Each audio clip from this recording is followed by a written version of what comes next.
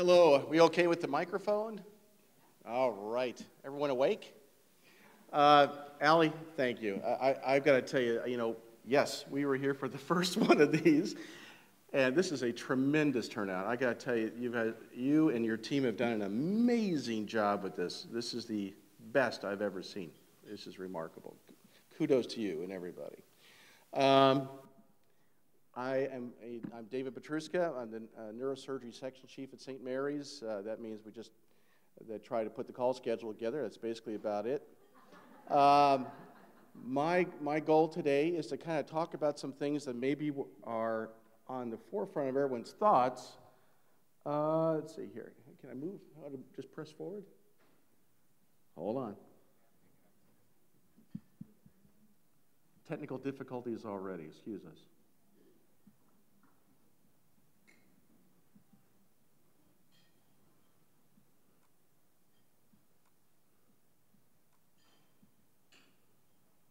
Yay for us. All right. This morning I want to talk about some subjects that I think that are kind of on the back of our minds frequently with dealing with patients in this area. As you know, Florida is considered heaven's antechamber, and we deal with a lot of individuals who are of the older age persuasion, and we particularly, since I work with the stroke team, but I also do trauma, and we also do elective neurosurgical procedures such as spine and intracranial pathologies such as tumors.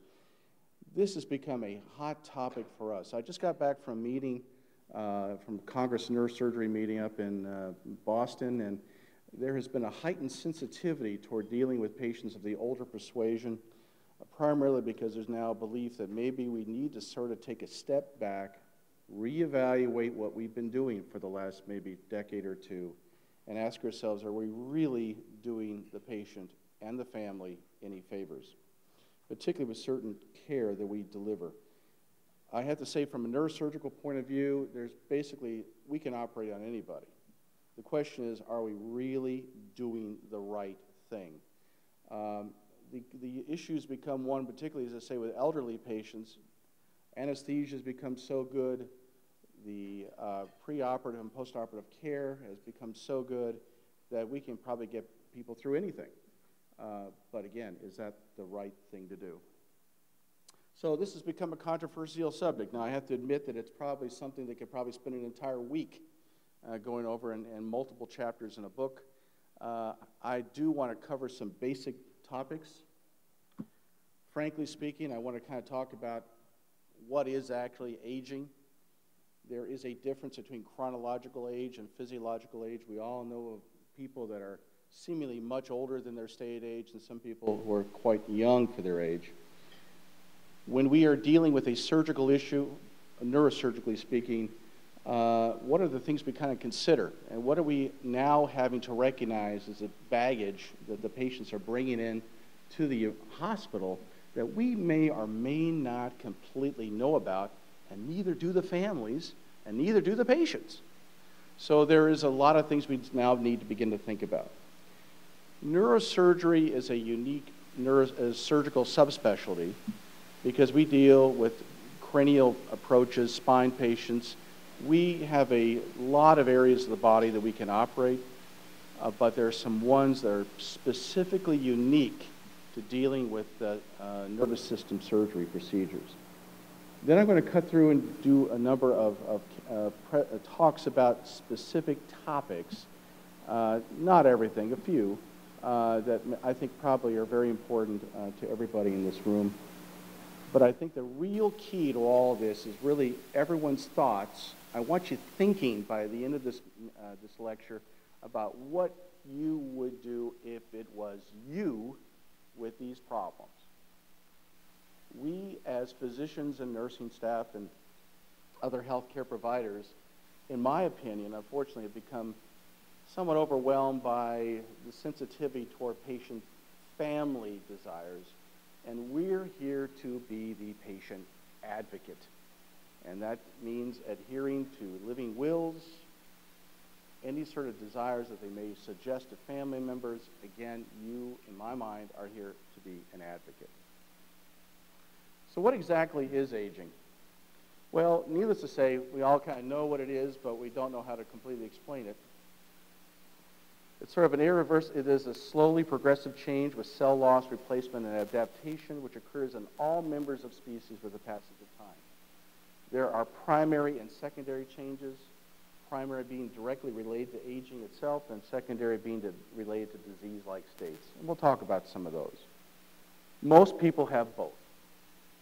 Aging results specifically for us in limiting our reserve capacity to put up with further injury. That will come up to light when we start talking about patients who have intracranial pathology.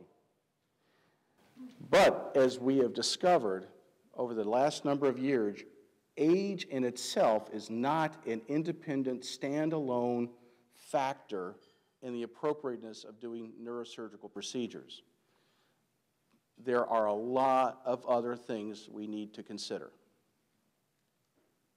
So first of all, what is an elderly individual? Well, needless to say, the older I get, the less I understand what that is, having just turned 55. But the issues are complicated, again, by what the definitions have been sort of set up for us along the way by actuaries, the Social Security Department, even clothing manufacturers. We all have a different idea of what an elderly person is. That controversy has been around a while for also, in us, our specialty, exactly what is a child. Because a lot of us have used the 18-year-old cutoff period, but now a lot of us are beginning to recognize that anybody who is young and is hormonal is probably an adult, because they can have a child, even if they're 13 or 14 years of age. And a lot of 14-year-olds are a lot bigger than they used to be. Elderly patients, as I say, that sort of demographic has changed. More often than not, you'll read 65 as the definition as to when somebody is considered elderly. Now, the curious thing is that we've all gotten a little bit older, and as we got a little older, we've moved along. It seems that we're all living longer. There may be a flip in this with the recent, well, for lack of a better word, obesity and other issues which have cropped into the younger population. And Allie talked about this the other day when you were on TV, to talk about the increased risk of stroke amongst young people, particularly related to obesity. He made a comment I think was very poignant, and that was basically is that if you do not move, you die. And a lot of people have gotten to the point where they just don't move. As you can see from this, our picture here, the amazing degree of elderly development, how the life expectancy has become greater and greater and greater as the years have gone by. So currently, if you live to 65 and you're a man, you're more likely than not to live to 86. That just came out. There seems to be a double peak in that. If you make it past the 20s and you haven't been shot or been run over by a car, you're probably going to make it into the 50s or 60s, okay? Typically, women do better. Women are now living, are now, well, they were living longer before, but they're probably going to live 3 years longer if they do reach 65. 1 out of every 4 65-year-olds today will live past the age of 90, and 1 out of every 10 will live past the age of 95. I will tell you that when I was a kid, I don't remember anybody, well, I thought people over the age of 40 were old, to be honest, but I don't remember ever seeing 80, 90-year-old people, and that's kind of the standard of what we're seeing nowadays. And again, is this a good thing? Well, if your life is garbage and you're 85 years old, it may not necessarily be a good thing at all. So we need to sort of consider this when we sort of talk about some of the neurosurgical issues that we frequently deal with. The issue has become, unfortunately for us, patients come in frequently in very bad shape to begin with, and we have to make a quick decision as to how much more aggressive are we going to be with their care. Talk about an awkward circumstance, because none of us in this room is a god. We try to come up with a game plan, unfortunately, hopefully contributed by the family, and I'll talk a little bit about that later on, but by our own personal biases and our own personal thoughts about what quality and quantity of life is. And again, that is a very philosophical discussion, which I hope everybody in this room kind of looks at. They start thinking about their own wills and powers of attorney and so forth. It has become an incredible burden on society, the cost of the end-of-life care. It is about a fifth to a quarter of all healthcare dollars are being used to pour into people in the last 6 months of their life. Unbelievable. And you've seen this. You've seen patients who come rolling in. We are doing frequent procedures. And more often than not, despite all the cost, all the effort, all the time, they go ahead and expire despite everything that you've done. So that is going to become a hotter topic as the years go by because the cost of healthcare is already high as it is, and it probably will become higher as we move along. The amazing thing about this is that we think the healthcare for the last 6 months of your life is expensive. Chronic pain management is currently about 4 times higher in terms of most dollars spent. And that's another hot topic, which may be a nice topic later on for people to discuss. Because a lot of people with these chronic pain problems, yeah, they have problems, but maybe some of them don't have the right diagnosis. We're not really treating the underlying problem. We're not really kind of delving into how we may be better able to handle pain issues. Now, some people look great when they're old. And some people have a lot of wit and charm, and we don't completely understand why some people live longer than others. Is it genetics? Maybe. Diet? I am a firm believer that whatever you put in your body, it's like gasoline. Okay. I like those, don't you think? Those are awesome. Yeah. If you get your medical conditions under better control, are you going to live longer? Mainly. More often than not, you are. Exercise, supplements, humor, sleep. You know, again, Betty White is kind of a unique individual because this is a woman in her 90s who is obviously full of vigor. Now, the interesting thing is that we are not completely, this is a great example of how a lot of the studies that we do in the aging population are retrospective. We don't really have good prospective studies at all looking at certain things that we've done along the way. So it was an interesting study that was on 60 Minutes. It looked at a place called Leisure World outside of Los Angeles, where when I was a kid growing up as a street urchin in Los Angeles, we used to see commercials all the time for this place. Anyone over the age of 50 was considered somebody who was a candidate to live at Leisure World. So people moved into it, and it was a great community. Everything was self-sufficient. They had their own stores and police department. It really was remarkable. So over the last 50 years, a lot of those people have survived. And it wasn't until there's been some recent changes in the ownership of Leisure World that they began to realize that there was collections of data of all these people who came in and moved into Leisure World. And they began to look back at that data to try to figure out why are some of these people living into their 90s? Why do they look so good? And again, it's retrospective. But be that it may, it found there were some things which were really kind of curious, which they found. First of all, genes were probably not as a powerful a factor in terms of how long you live. Non-smokers live longer than smokers. That's kind of a no-brainer. People who exercise live longer, and they found that people who actually did 45 minutes as opposed to 3 hours did just as well. The diet didn't seem to matter. There were people eating fat all the time. There were no particular supplements which seemed to work. People who drank and drank alcohol and drank coffee seemed to do better. And there was also people who they began to realize that people who actually maintained their body weight and did not get much thinner seemed to live longer. Now that's interesting because there's been a lot of studies which have suggested that the thinner you become, the longer you may live. So this is kind of an interesting, controversial topic. What I found was one of the more interesting things is that they looked back at people who had the diagnosis of Alzheimer's disease, and more often than not, what they actually found out that these people really didn't have Alzheimer's. They actually had multi-infarct dementia.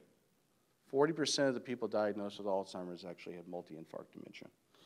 And part of it, they thought, and again, retrospectively looking at this, they thought a lot of these people were over-controlled with their blood pressure medicines, which may have been a direct factor in the development of their multi-infarct dementia. Controversial to itself, because we've all been taught that you don't want to have people who are living with blood pressures about 150 over 90 in their entire lives. But I have to tell you, I have personal experience.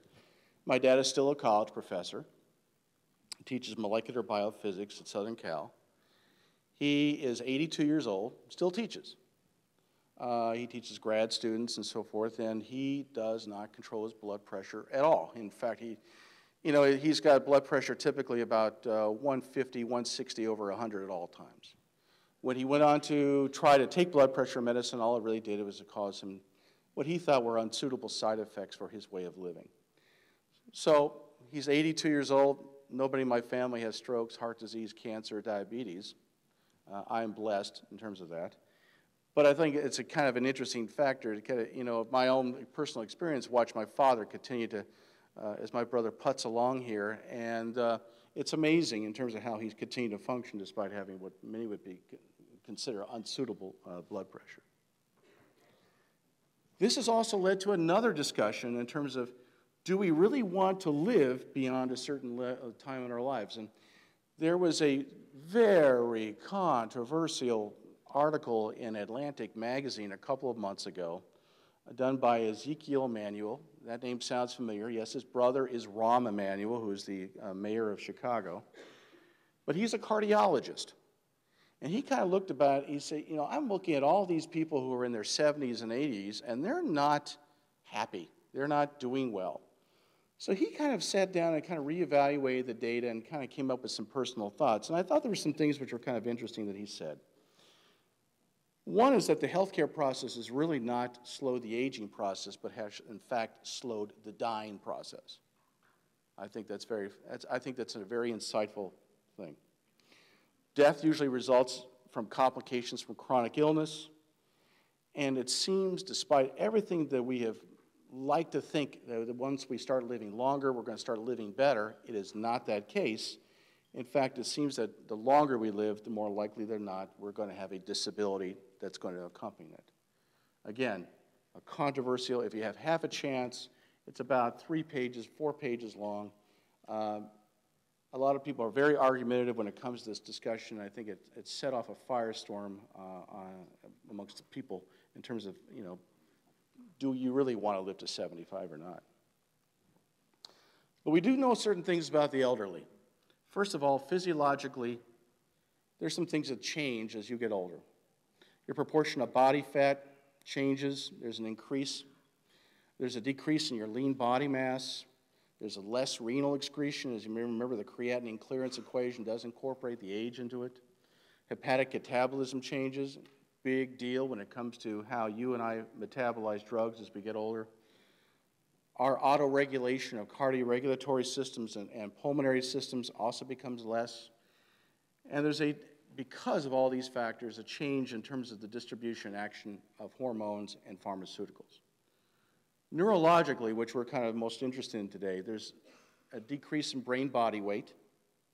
There's a loss of dendritic arborization, means that you're not having as much interconnection between the brain. And however, there's, again, we've neglected over the years the certain portions of brain physiology, namely the role of astrocytes and so forth in all this. And I have to say, this is because of this arborization, we're having now beginning to believe that there is a sort of reparative potential for people even in their later years of life. We used to think that once you've had an injury to the brain, you're done. It's probably not that simple. There are neurotransmitter changes, there's EEG changes, there's changes in your gray matter, and again, like cardiopulmonary situations, the cerebral autoregulatory system also changes. But there are other things which kind of accompany a lot of those other problems, particularly in the older patients. The cardiac conduction changes, which can be devastating. We frequently see patients who've had a later onset of syncope, neurological problems, dementia, neuropathies, autonomic disease processes, which, and remember when I first got into, when I first started training, I didn't even know what multi-system atrophy was. I think we all had a different name for it. Everyone had a subclassification. We all kind of knew about something called Shy-Drager's disease, but now it's a lot more complicated than we actually, or actually a lot of us thought.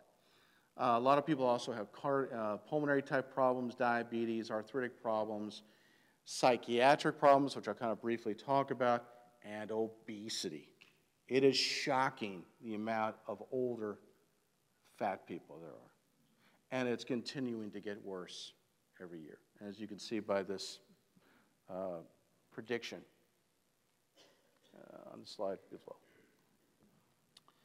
So having said all that, and knowing that you have a patient who's older coming in, we have to, as surgeons, we look at a patient and we try to ask ourselves, when we operate on somebody, are we putting them through a procedure that may put them at risk of death, to catastrophic medical or neurological injury?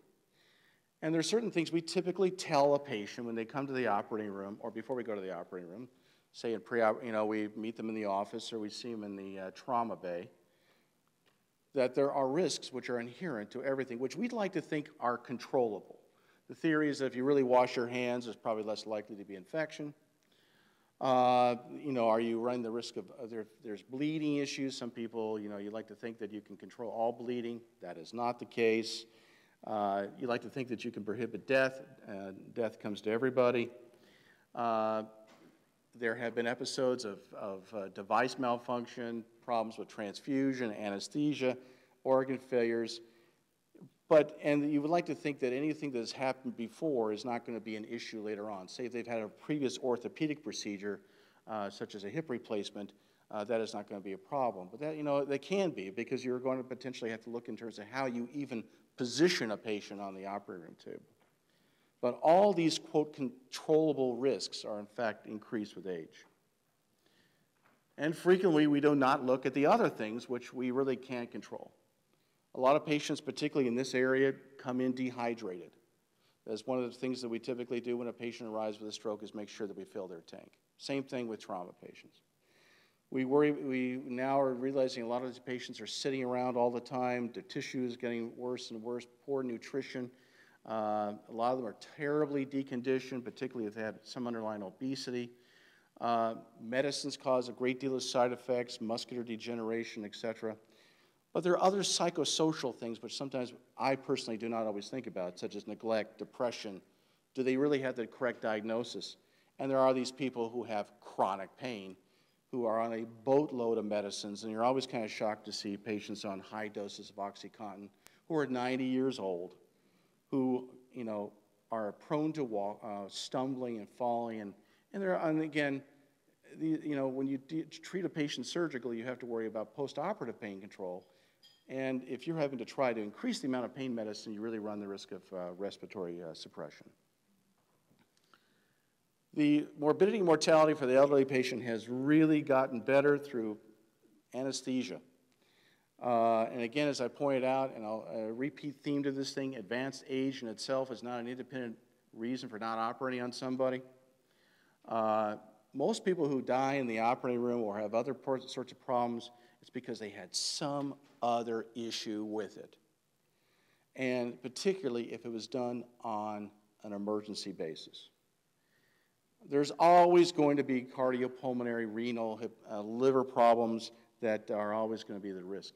And everybody who comes into the anesthesia service gets a risk assessment, which is, they're graded. And there's a mortality risk which is associated with each one of these grades. The higher the risk, the higher the emergency nature of these problems, the more likely you are going to be dying from it's still pretty low. I mean, if you look at the overall thing.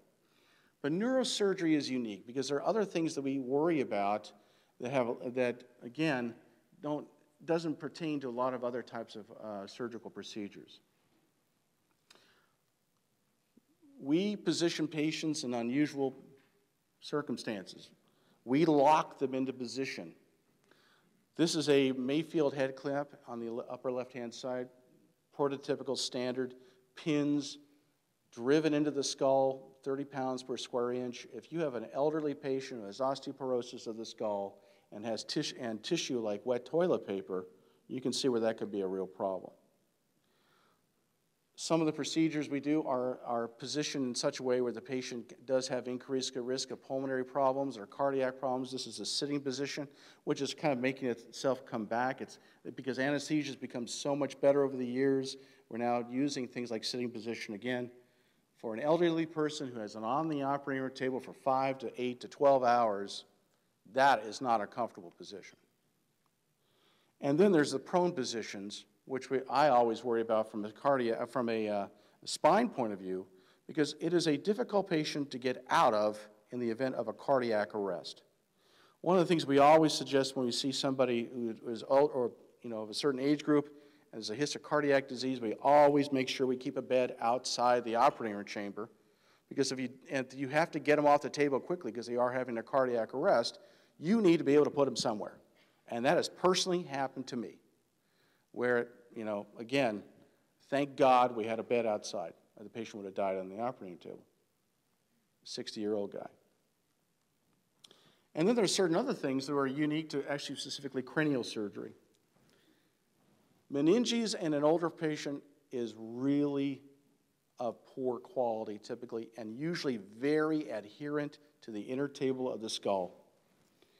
So frequently when you're taking the skull flap off, you're taking dura with it. That unfortunately can stir up bleeding underneath the dura. And older people's brains are very friable.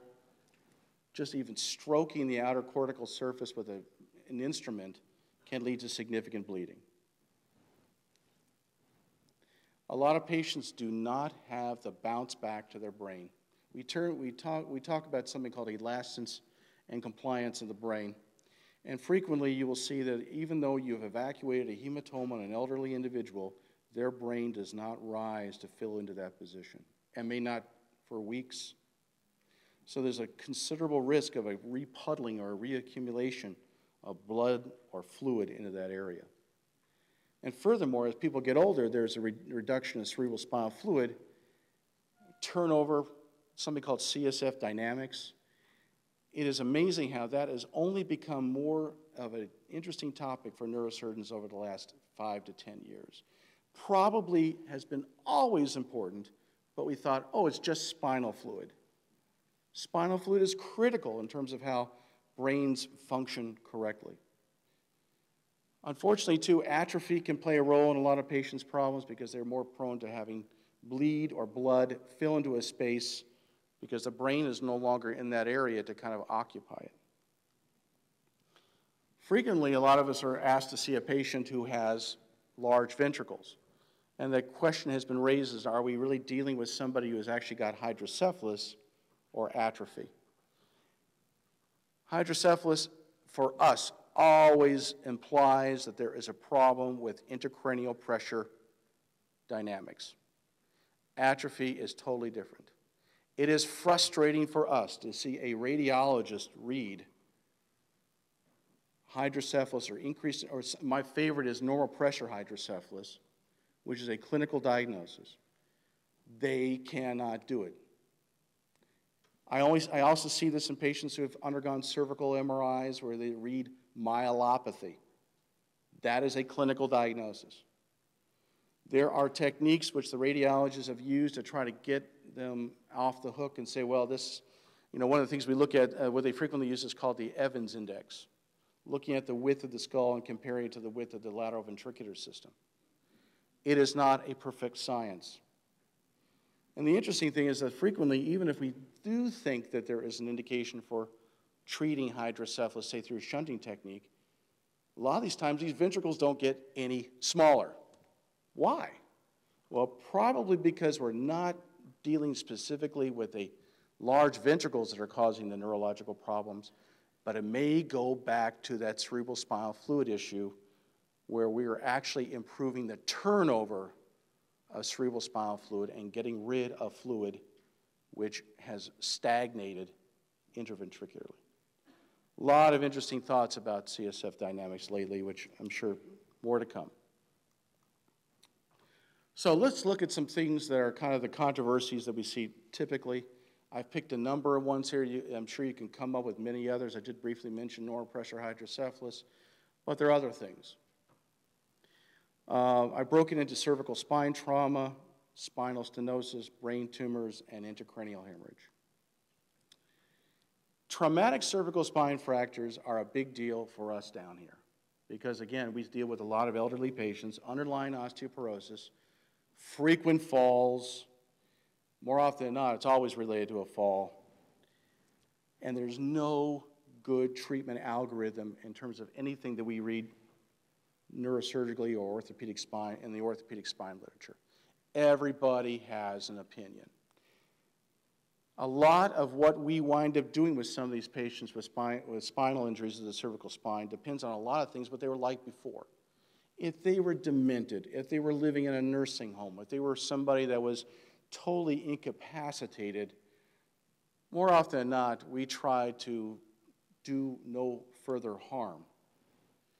And as a result, we sometimes back off on doing certain treatments, which may be, some may argue, not to the benefit of the patient. This is the statistical look at how the healthcare district looks at trauma and specifically falls in Palm Beach County in 2013. You can see that the amount of people who are over the age of 65 also have the highest risk of death related to a fall.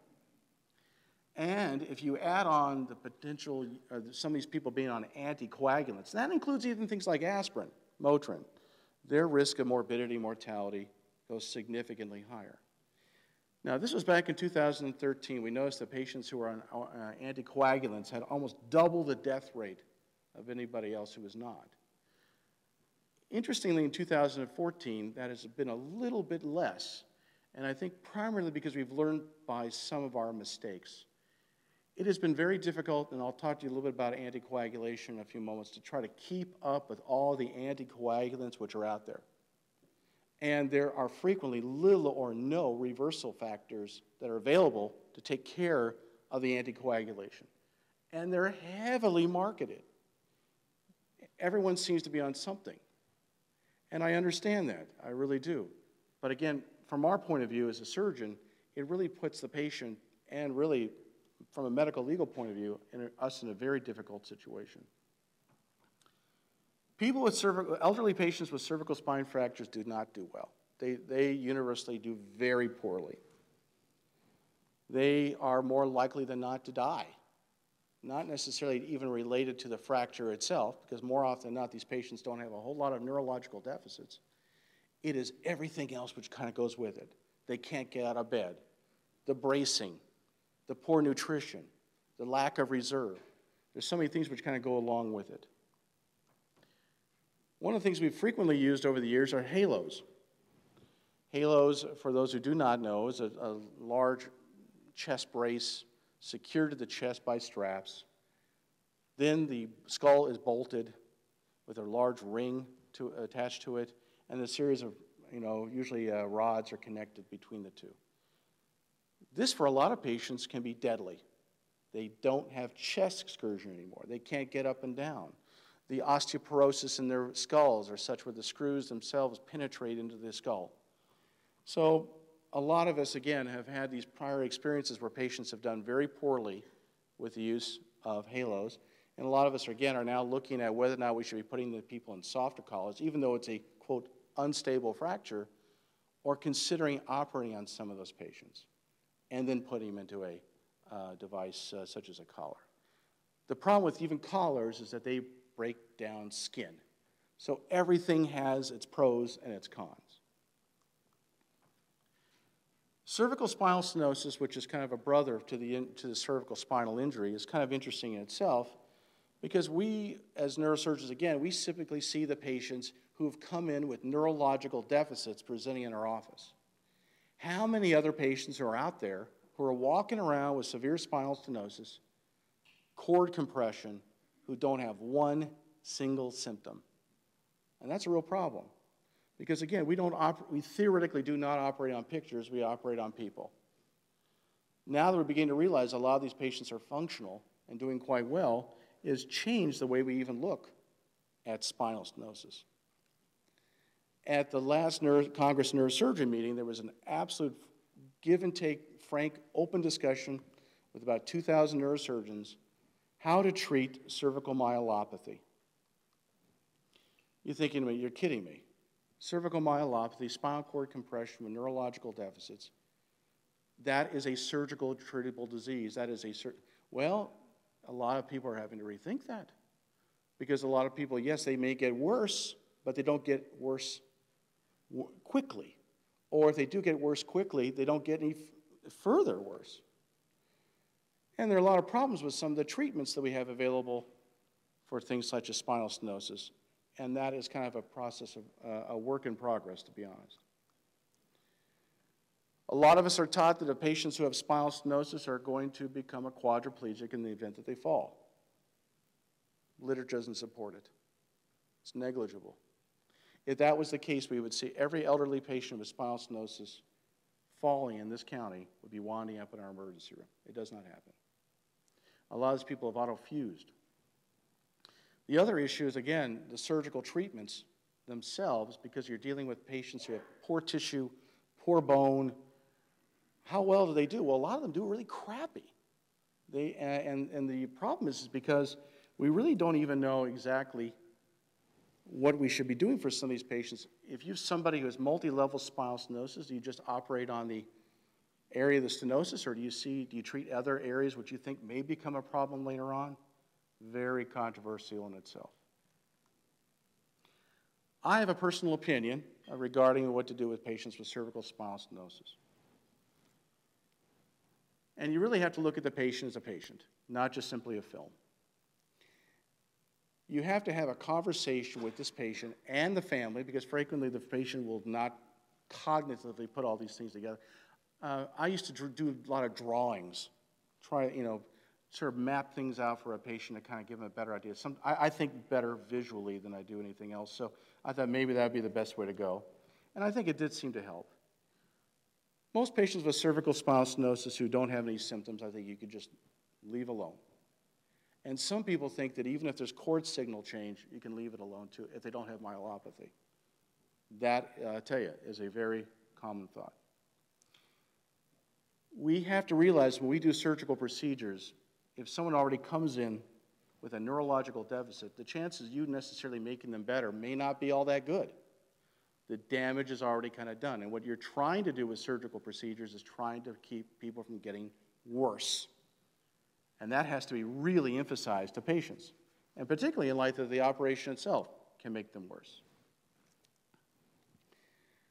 But again, that dilemma becomes up as to, now you've seen this film, it looks horrific, you're fearful about letting this patient leave even your office, tripping and winding up as a quad. This is a real anxiety-producing type of problem. And again, I don't think there's a right or wrong answer. I thought I did when I was until I went to this meeting lately. I thought cervical spinal stenosis, you surgically treat it. But again, different ways of thinking now. There are a number of ways of approaching cervical spinal stenosis, anterior, posterior, do both. There is a study now trying to figure out what may be the most effective type of surgical treatment to deal with. Do you do a fusion? Do you not do a fusion? Again, you would think that would be sort of mapped out already. No. That is the subject of some discussions as well. Brain tumors in themselves are, I don't like the word benign, because anything growing inside your head is not benign. But we kind of use that, I like the word not malignant. But there are a lot of the patients come in elderly who've had growths but have been going on for decades, and they wind up getting a CAT scan for some other sort of reason, mild head injury, headache, whatever, and then they wind up seeing a neurosurgeon because they have found something which looks significant. I want to go over a little bit about both these things, particularly talking about meningiomas and cancerous lesions. Meningiomas typically found in females, and they've been somewhat too well known, and there's a third. I think Sheryl Crow is also on this list of celebrities who have had meningiomas and surgical therapy. Elizabeth Taylor had one at the age of 65. She had a craniotomy. And depending who you talk to, it was either 1 centimeter in size or 2 inches in size. I've heard both. And she did poorly. She really did not do well. You would think that somebody who's only 65 years old, who knows what other factors are kind of going into this. For I understand she was also somebody on a lot of pain medicine and a lot of other issues. Mary Tyler Moore, from my knowledge, has done fairly well. I've not heard anything. I've not seen anything on, Regis and Kelly or whatever. So, and more often than not, when you get an older individual who's a woman, once you get past menopause, the more likelihood of meningiomas growing is actually pretty low. So you really have to prove before you operate on somebody like this that there really is a reason for an operation. I would believe that anybody who finds a convexity meningioma and someone's having seizure activity or headaches, and it seems to be something which can be surgically treated with a low morbidity, mortality, be my guess. But the thing is, too, is again, when we're resecting meningiomas, you're having to remove part of the dura, and trying to reconstruct that dura can be a bit of an issue. There are other techniques which are out there. Radiosurgery, kind of a popular buzzword now, where people deliver focused beams of radiation therapy into a growth. And again, I think for certain patients they're absolutely perfect, particularly patients who have basilar skull type of meningiomas. Malignant brain tumors in older people are bad. They don't do well. People with glioblastoma do not do well. People with metastatic cancer, maybe not so bad.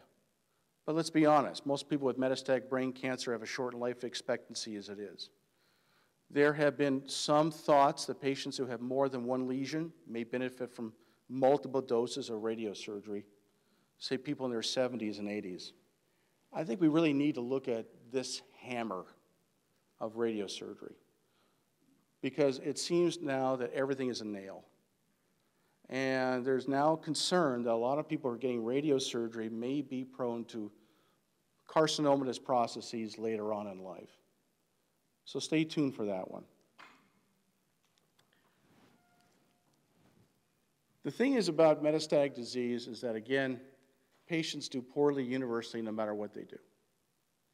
And I always will tell you that if you look into the journals, there are centers in this country who benefit from getting referrals to them, personal thought, and so they encourage patients who have multiple metastatic lesions of the brain to come to their center, and they will undergo treatment because they happen to have a cyber knife or a gamma knife available, and everyone seems to need to have a justification for their being. Take everything you read in these journals with a grain of salt. It is shocking, some of the things that you see presented at meetings. When I was at this last meeting, again, one of the things that some of the neurointensivists talked about was doing exploratory laparotomy to treat intracranial pressure. And I thought, you've got to be kidding me. Okay. They spent an entire 15 minutes talking about that. And I think it was somebody, unless they have compartment syndrome of the abdomen, I think that the indications for that would be dubious at best. But intracranial hemorrhage is something that I think that we all kind of look at. We see a lot of the patients, particularly patients who are on the stroke service. There are a lot of reasons to have intracranial hemorrhage in the elderly, and this is a bit of a problem because sometimes we don't know whether or not it is a fall that led to the injury or a stroke which led to the fall which led to the injury. We don't know whether or not we're looking at amyloid or some other process which is really a different fish altogether than a rapidly expanding intracranial hemorrhage. So again, you have to sort of look at these things with a broad eye. Amyloid angiopathy, more often than not, probably doesn't necessarily need surgery. These patients, yes, they have very impressive looking hemorrhages, but they don't seem to have a whole lot of mass effect with them. And therefore, unfortunately, some of the studies which have looked at using or treating intracranial hemorrhages have lumped some of these cases into it. So as a result, their data may look better than what it probably deserves to be looked at. And there's some things which are kind of looking at that. I'm not going to talk about vascular radiology because that is with all the techniques which are out there that Ali and his team are working with, it's hard to keep up with. It is the flow diverters and embolization techniques and all sorts of other things to treat has been revolutionary in terms of it's kind of wiped out almost a certain subspecialty of neurosurgery, specifically cerebrovascular aneurysm clipping. However, again, I think that deserves probably more thorough discussion than what I can probably offer.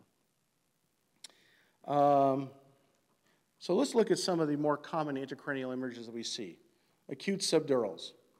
We don't see many epidurals in the elderly population, if any, because more often than not, the dura is stuck to the inner table of the skull, And what people are going to do is they're going to bleed in the subdural space.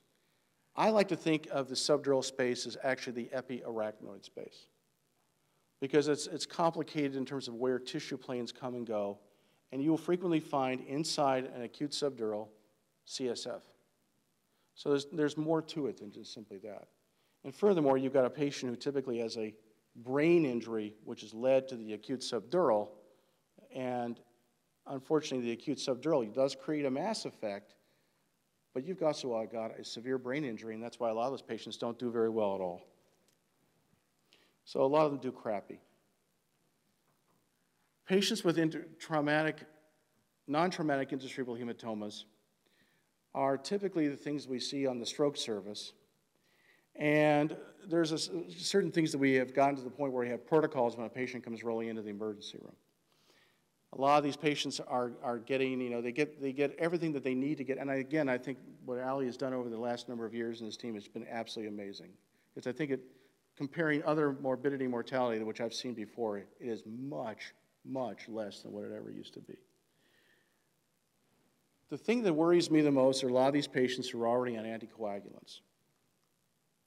And I'll talk to you about that in a second. There's something called the spot sign, CT angiography, which may suggest that the intracranial bleed may expand about 30% of the time. And I have to admit to you, there people are interested in this thing, but I'm not sure that it really lends much credence or changes what we do. Certain intraparenchymal bleeds, intracranial hemorrhages, we already kind of know what we're going to do. If you have somebody on the far left-hand side who's got a blown pupil, non-dominant hemisphere, frontal lobe bleed, more often than not, you're going to take them to the operating room. Person in the middle? No.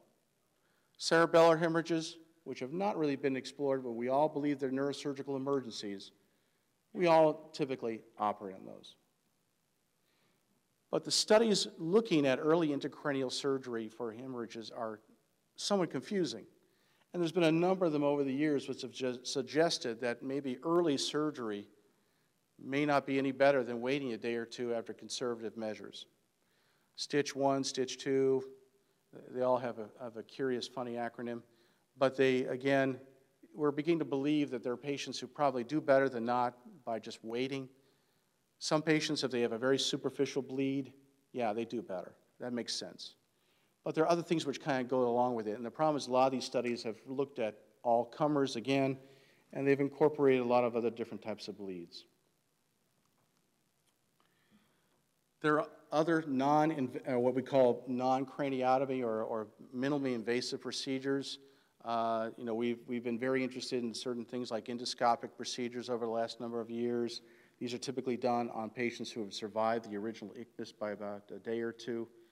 We're still not really clarified exactly. We really don't have a good guideline regarding this. And you may see things coming down the pike in terms of technology and other things which may or may not be of any benefit. So I want to let you know. But again, I do want to talk about anticoagulation in the elderly patient. I think the concerns are, from our point of view, is that we are frequently put in a very difficult predicament because someone's come in with a major intracranial hemorrhage on Plavix, on Coumadin, and you are now deciding about removing something which someone else thought that they needed. You're going to have to quickly reverse the anticoagulation, if you can. Pouring in platelets and other blood products can actually lead to congestive heart failure and other sorts of problems from the blood products themselves. So you've got a lot of things here, and unfortunately, you're put in a very crisis situation where you're walking into a problem where frequently this has never been discussed between the patient and the cardiologist or their family doctor and the family. So now they're kind of wondering, why are they bleeding? Why are they having problems? What are you going to do about it? How long are you going to keep it off? The literature is everywhere about this. From a traumatic point of view, if someone needs surgery, we cannot have anticoagulation on board. We get nervous even when someone's got aspirin on board. So more often than not, we will load them with platelets. I'm always amazed by the amount of people who have peripheral neuropathy, dementia, and other things who are on anticoagulants, who are on walker, who have orthopedic problems. I think what bothers me about that is that they've actually looked at some of these patients over the years, and they came up with scales to try to judge the risk factor of somebody having a hemorrhage. And you can't, it just seems to me that we have a total disconnect here with some of the cardiologists and other doctors, because you would think if they looked at the patient, an 85-year-old demented patient with diabetic peripheral neuropathy, are you going to be doing that patient any good by putting him on an irreversible anticoagulant? It just doesn't make a whole lot of sense. And again, what bothers me the most is that there's been look at that later on. Previously look at, and they've even put out scales. There's one called the Hasbled scale, which I have on here, which looks at patients who are on these anticoagulants, but they lumped all side effects like need for transfusion, intracranial bleeding, all kind of together. We don't have a study out there, prospective study, looking at patients who have undergone traumatic events who are on anticoagulants, who are elderly, but it may come down the pike. So how do we make patients better?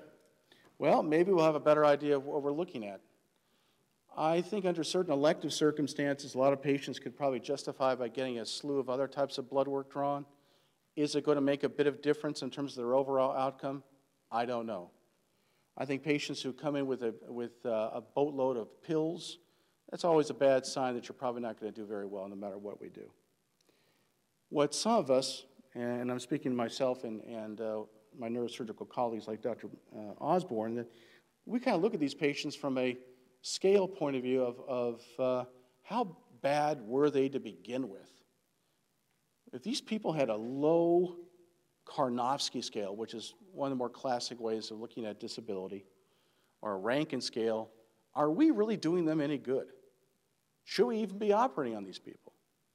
And I think we personally have kind of come up with an idea that if patients are totally debilitated and are not living independently, unfortunately we kind of do shift our ethical system onto these patients.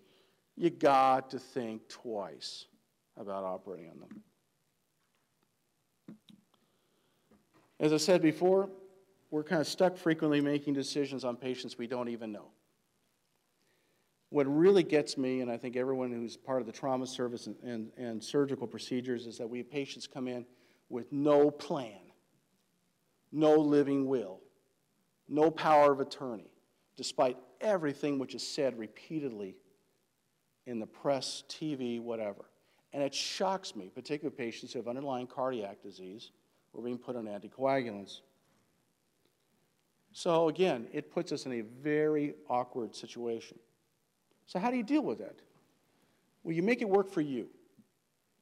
You think about what the patient is going through. You put yourself in the patient's perspective. You are there to be the patient advocate. That was the whole idea of going to medicine, wasn't it? To help people. Does that necessarily mean you operate on everybody? No. You look at the patient as an individual, as a person. Admittedly, we're all kind of carrying our own baggage about what may or may not we think is a quality of life. But it's important, again, to kind of look at these patients as people who have a medical problem, and you do have a responsibility, for lack of a better word, to look at the patient from not only a medical point of view, but as a human being. So, end-of-life discussions with family. Challenging, particularly if you've got a family that just don't seem to get it. There was an episode the other night where we had an 80-something-year-old individual with a huge left hemispheric bleed. The initial talk was they were transferring the patient over. Family wanted everything done. Why? What's the goal? That became even more complicated when we found out that the ER physicians at the other facility had not even talked to the patient's family, or not even discussed with them, why are you being transferred? So again, you need to sort of think about this from a human being point of view. You need to be simple, compassionate. Sit down, talk to them. Try to put them in such a way where you think that you're reflecting them, that you are not just simply a physician or a nurse talking to a novice. You're talking to somebody one-to-one about quality of life and the quantity of life. As I say, you never know what has come in with the previous history in those patients. It is shocking later on to find out there are a lot of things that the families have never completely got resolved with this other family member. Somebody may be getting a check. You're always amazed by why other people are kept alive longer periods of time. The problem is that we can't beat the natural history of living and dying on this planet. So what do you do as a surgeon? Well, you try to limit your bad outcomes. Be a human being, like I mentioned. Hopefully you'll have a living will. Hopefully you'll have a conversation with these patients' families. Again, have frank, dignified, respectful conversations with family members, because I think they'll appreciate it a little bit better and they'll have a better understanding of it, particularly when you're dealing with malignant brain tumors. Malignant brain tumors, I think a lot of people do their research on the internet, and unfortunately they do read a lot of horrific things. A lot of what they read is based on reality. So they have a better idea of what they're kind of dealing with than others. So, what do you do as a surgeon when you're dealing with these sort of problems? Make sure that the patient's wishes are really what's most paramount. The patient, particularly if they're cognitive enough, have a right to choose about what they should and should not do. Someone's 12th uncle 15 times removed does not have a say in the matter. Someone's girlfriend, I'm sorry, or boyfriend does not have a say in the matter. It is a family issue.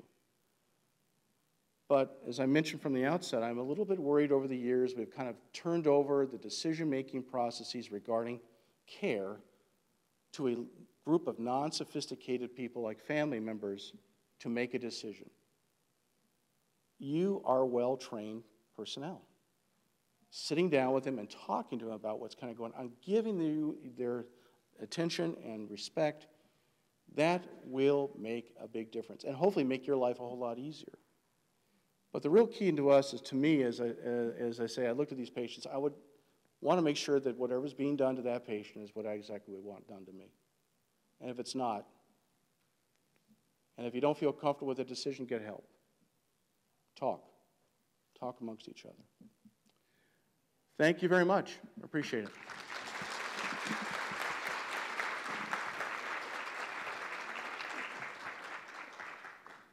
Any questions? Yes, ma'am.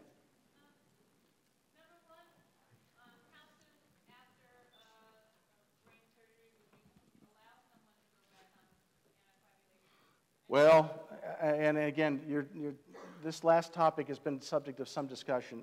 There are certain patients which we really feel, particularly patients who've got artificial heart valves, we have typically started them earlier than a lot of us feel comfortable with. The neurosurgical literature is all over the place. Some say never again. Some say 1 week. Some say 48 hours. I think there's no right or wrong answer to that thing. I think you need to kind of judge it on a case-by-case basis.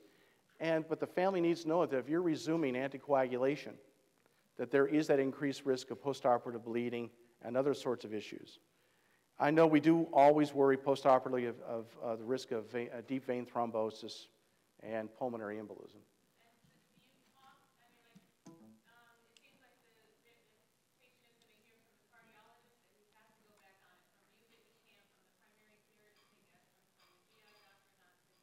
Yeah.